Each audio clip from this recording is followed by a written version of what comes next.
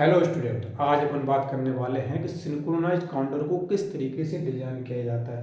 तो अपना जो बेसिकली जो क्वेश्चन है, आज का जो अपना बेसिक क्वेश्चन है वो है कि how to design synchronised counter. How to design synchronised counter.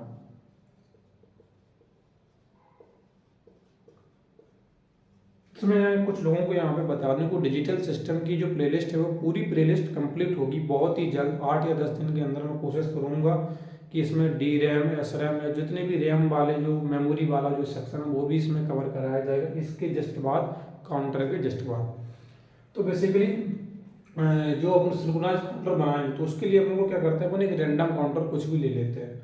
मैं यहाँ पे एक रैंडम काउंटर ले रहा हूँ 0132। अब मैं यहाँ पे इसको इसके लिए ले रहा हूँ। सबसे पहले अपन को क्या करना है, किसी भी सिंक्रोनाइज काउंटर अपन बनाने के लिए किसी भी काउंटर का अपन सबसे पहले उसका हाईएस्ट नंबर देखते हैं। उसका हाईएस्ट नंबर क्या है, क्यों देखते हैं? सिर्फ इसलिए देखते हैं क्योंकि हमें मालूम पड़ सके कि हमें कितनी बिट लेनी है, क्योंकि हर एक फ्लिप फ्लॉप केवल सिंगल बिट लेता है।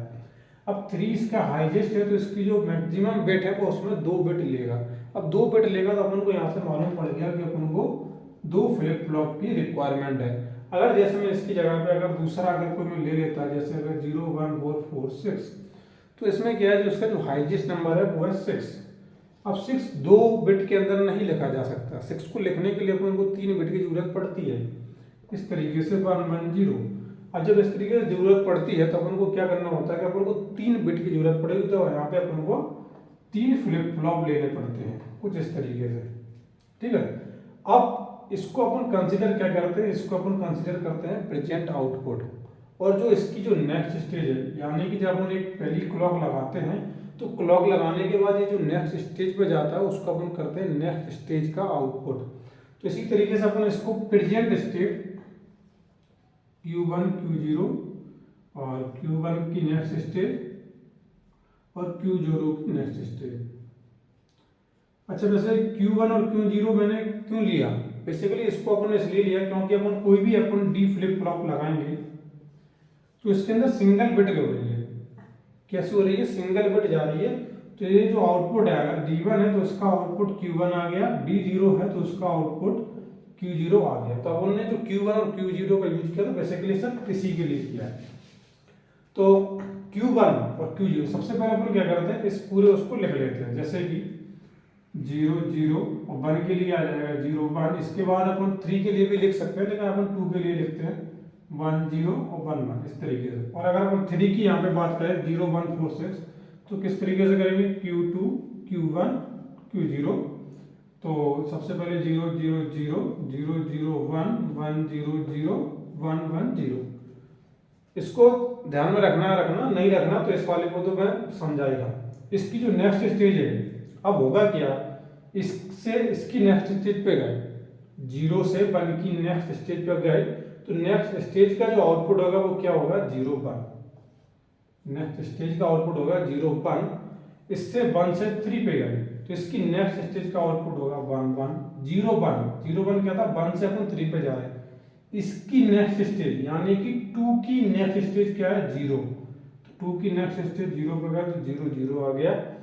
1 1 3 की नेक्स्ट स्टेज क्या है? 2, तो 0 1 आ गया। तो इस तरीके से अपन ने नहीं 1 0 आएगा, सॉरी यहाँ पे 1 0। तो इस तरीके से अपन ने next stage of an particular value आपने निकाल लिया। आपने निकाल लिया कि इसकी नेक्स्ट स्टेज पे आउटपुट क्या होगा। अब बात आती है यहाँ पे, अब बात आती है D1 और D0 की। अब D1 D0 की बात क्यों आती है? अब D1 D0 की बात इसलिए आती है क्योंकि अपन को क्या करना है, अपन को जैसे अपन ने D फ्लिप फ्लॉप बनाया तो D फ्लिप फ्लॉप के जो पर्टिकुलर ये आउटपुट है ना, ये कौन से हैं? प्रेजेंट स्टेट के आउटपुट है। प्रेजेंट स्टेट के आउटपुट है। अपन को प्रेजेंट स्टेट के आउटपुट से नेक्स्ट स्टेज के आउटपुट पे जाना है। प्रेजेंट स्टेट के आउटपुट से नेक्स्ट स्टेज के आउटपुट पे जाना है। अब ऐसा पहुंचने के लिए इस पहले अपनी प्रेजेंट स्टेट के आउटपुट से नेक्स्ट स्टेज के आउटपुट पर पहुंचने के लिए अपन डी फ्लिप फ्लॉप को क्या करेंगे? एक्साइट करेंगे। जब उसको एक्साइट करेंगे तभी जाकर वो इस स्टेज के अंदर जाके खुद को कन्वर्ट कर पाएगा। ये अपन ने कन्वर्जन फ्लिप फ्लॉप का जब कन्वर्जन पढ़ा था तब भी अपन ने इसको थोड़ा और अच्छे से समझा था। तो होगा क्या, जो डी की एक्साइटेशन टेबल है उसका यहाँ पे यूज होने वाला है। जैसे 0 0 0 1 था, 1 0 और 1 1, तो 0 0 पे तो 0 आता था, 0 1 पे 1 आता था, 1 0 पर 0 आता था, 0 1 1 पर 1 आता था। तो इस तरीके से अपनी जो एक्साइटेशन है डी की वो इस तरीके से अपनी याद रखना है। तो D1 के लिए अपन क्या कर लेंगे, D1 के लिए अपन Q1 और Q1 की नेक्स्ट स्टेज को लेंगे। अगर आपको अच्छी तरीके से याद है, थोड़ा सा भी अगर आपको ध्यान है, पिछली कुछ वीडियो में जब हमने पढ़ा था, तो D1 या अपन 1 की बात कर रहे हैं, इस वाले D1 की फ्लॉप की बात कर रहे हैं, ये वाला अपन D0 मानते हैं। तो इसका Q1 और उसके नेक्स्ट स्टेज को अपन देखेंगे, उसके हिसाब से अपन इसके वैल्यू को कंसिडर करेंगे एक्साइटेशन टेबल की। अब यहाँ पे वैल्यू आ रही है 0 और 0, तो 0 0 के लिए वैल्यू 0 है तो अपन 0 लिखेंगे। अब इसके बाद जो वैल्यू आ रही है, इसके बाद जो वैल्यू आ रही है वो आ रही है 0 और 1, तो 0 और 1 के लिए वैल्यू जो है वो है 1, तो यहाँ पे जो वैल्यू आएगी वो आएगी 1। इसके बाद 1 और 0 के लिए, सॉरी 1 और 0 के लिए जो वैल्यू आ रही है वो आ रही है 0, तो अपन 0 कंसिडर करेंगे। उसके बाद 1 और 1, ये वाला 1 और ये वाले 1 के लिए जो वैल्यू आ रही है वो आ रही है 1, तो अपन उसको 1 कंसिडर करेंगे। इसी तरीके से अब अपन D0 की वैल्यू को देखेंगे। D0 की वैल्यू को देखने के लिए अपन इसको, इस वाले को अपन कंसिडर मतलब लेते हुए चलेंगे। तो इस 0 और 1 की वैल्यू 1 है तो 1 आ गई। इसके बाद 1 और 1, तो इसकी वैल्यू 1 की 1 है तो 1 आ गई। इसके बाद 0 0 वैल्यू 0, 1 0 1 0 की वैल्यू 0, तो यहाँ पे वैल्यू आ गई 0। तो इस तरीके से अपन ने D1 और D0 की वैल्यू को निकाल लिया। अब इसको अपन को क्या करना है, सिंप्लीफाई करना है। क्यों? क्योंकि अपन को D1 की फ्लिप फ्लॉप को बनाना है। अपन को क्या करना है, डिजाइन करना है सिंक्रोनाइज्ड काउंटर को। तो सिंक्रोनाइज्ड काउंटर को डिजाइन अपन किसके टर्म में करते हैं, फ्लिप फ्लॉप के टर्म में करते हैं। तो अपन क्या करेंगे, इसके 1 1 की पोजीशन को चेक करेंगे। सबसे पहले अपन D1 को चेक करते हैं। तो D1 में आप देखेंगे तो केवल इस पोजीशन पे, हाँ, तो केवल इस पोजीशन पर और इस पोजीशन पे 1 1 आ रहा है। तो अपन क्या करेंगे, के मैप का यहाँ पे यूज करेंगे। बेसिकली के मैप का यूज करेंगे, और के मैप का यूज करेंगे तो अपन Q1 का कॉम्प्लीमेंट Q1 और Q0 का कॉम्प्लीमेंट और Q0, कुछ इस तरीके से अपन इसको लिख लेंगे। तो इसको अपन लिख भी सकते हैं 0 1 और 0 1, कुछ इस तरीके से अपन इसको लिख सकते हैं। अब अपन सिंपल से इसको कर लेंगे। जैसे Q1 और Q0 की वैल्यू का अपन यहाँ पे देखेंगे, इसको हटा देते हैं। अभी इन दोनों की वैल्यू का अपन देखते चलते हैं और इसको अपन फाइंड आउट करते हैं। 0 1, यहाँ पे 0, यहाँ पे 1, इस जगह पे बन जाएगा। 1 1 1 और 1, तो इस जगह पे बन जाएगा। तो अपना जो बनेगा वो इस तरीके का एक बन जाएगा। इसका तो अपन कुछ हो नहीं सकता, तो यानी कि D1 का जो आउटपुट आएगा वो आएगा Q0। क्या आएगा, Q0। इसी तरीके से अपन क्या करेंगे, D0 का आउटपुट निकालेंगे। तो D0 का किस तरीके से आएगा, D0 का निकालने के लिए अपन के मैप का एक बार फिर से यूज करेंगे। Q1 का कॉम्प्लीमेंट Q1, Q0 का कॉम्प्लीमेंट और Q0, तो 1 0 0 1। तो यहाँ पे क्या 1 की वैल्यू किसका आ रही है, 0 0 पे, तो 0 0 पे 1 की वैल्यू। इसके बाद 0 1 पे आ रही है, तो 0 1 पे 1 की वैल्यू। तो इस तरीके से इसका आ गया। तो D1 का जो क्या निकला, D1 का निकला Q1 का कॉम्प्लीमेंट। अच्छा D0 है ये वाला D0 है, ये D1 है, ठीक है। D0 का है Q1 का कॉम्प्लीमेंट और D1 का है Q0। तो अपन क्या करते हैं, इसको अपन रख कर लेते हैं क्योंकि अब अपन को इसकी जरूरत है नहीं।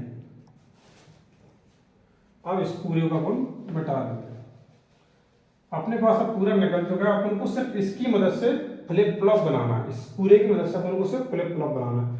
तो अपन क्या करेंगे, एक फ्लिप फ्लॉप बनाएंगे, दूसरी फ्लिप फ्लॉप बनाएंगे, ये D1 और ये D0। यहाँ पे आउटपुट क्या आएगा, Q0, और यहाँ पे आउटपुट क्या आएगा, Q0 का कॉम्प्लीमेंट, और यहाँ पे आउटपुट क्या आएगा, Q1, और यहाँ पे आउटपुट आएगा Q1 का कॉम्प्लीमेंट। कुछ इस तरीके से अपना बेसिक जो डायग्राम रहता है फ्लिप फ्लॉप का, वो इस तरीके से अपना बन के तैयार हो गया। अब अपन को क्या करना है कि D1 को Q0 से कनेक्ट करना है। D1 को जो इनपुट मिल रहा है वो Q0 मिल रहा है, तो Q0 ये वाला है, तो इसको अपन ले जाएंगे और इस तरीके से इसको इससे कनेक्ट कर देंगे, तब जाके इसको D1 को आउट इनपुट मिलेगा। अब D0 को जो इनपुट मिल रहा है वो मिल रहा है Q1 का बार, तो Q1 का बार ये वाला है, तो अपन इसको लेके जाएंगे और कुछ इस तरीके से भी कर सकते हैं और कुछ इस तरीके से भी कर सकते हैं। D0 के अंदर इस तरीके से इसको लगा दिया गया, ठीक है। तो इस तरीके से अपन लगा देंगे तो अपन पूरी जो अपनी फ्लिप फ्लॉप की सर्किट है, यानी कि जो सिंक्रोनाइज काउंटर की जो सर्किट है in the term of flip flop, तो उसको अपन क्रिएट कर सकते हैं। अब कई बार ऐसा क्वेश्चन आ जाता है कि अपन 2 की जगह 3 का करना है, तो अपन को क्या करना है, इस जगह पे Q2 Q1 Q0 लेना है, इनकी नेक्स्ट स्टेज लेनी है, Q2 की n+1 लेना है, Q1 की n+1 लेना है और Q0 की n+1। फिर उसके बाद अपन को D2 D1 और D0 की वैल्यू निकालनी है with the help of excitation table. उसके बाद जो वैल्यू आएगी उसका अपन K-मैप से सॉल्व करेंगे, और K-मैप से सॉल्व करने के बाद हो सकता है ऐसी सर्किट ना बने, सर्किट कुछ ऐसी बने कि जैसे अपने पास 2 फ्लिप फ्लॉप है, तो एक फ्लिप फ्लॉप का जाए और इसमें कनेक्ट हो जाए, और या फिर ऐसा भी हो सकता है इस फ्लिप फ्लॉप का इनपुट और इस फ्लिप फ्लॉप का आउटपुट, इन दोनों को एंड गेट से जोड़ना पड़े या फिर और गेट से जोड़ना पड़े। तो कुल मिला के बात यह है कि अपन जब 2 से जाना बढ़ते हैं तो उसमें एंड गेट और गेट का कॉम्बिनेशन भी होना शुरू हो जाता है। बेसिकली ये क्वेश्चन आपको बीटेक में नहीं पूछे जाते हैं, सिर्फ आपसे डिजाइन करने के लिए पूछ दिया जाता है कि सिंक्रोनाइज काउंटर को डिजाइन करिए। तो आप कुछ भी काउंटर अपने मन से भी ले सकते हैं कई बार, और कई बार अगर वहां पे गिवन है तो उसकी मदद से भी आपको बनाना पड़ सकता है। तो इस वीडियो में हमने जान लिया कि सिंक्रोनाइज काउंटर को बेसिकली किस तरीके से अपन डिजाइन कर सकते हैं। तो अगली वीडियो में अपन जानेंगे रिंग काउंटर के बारे में। तो ठीक है, मिलते हैं अपन नेक्स्ट वीडियो में। जब तक के लिए अगर वीडियो पसंद आई हो तो वीडियो को लाइक, चैनल को सब्सक्राइब करें, और love you all of you. Thank you for watching this video.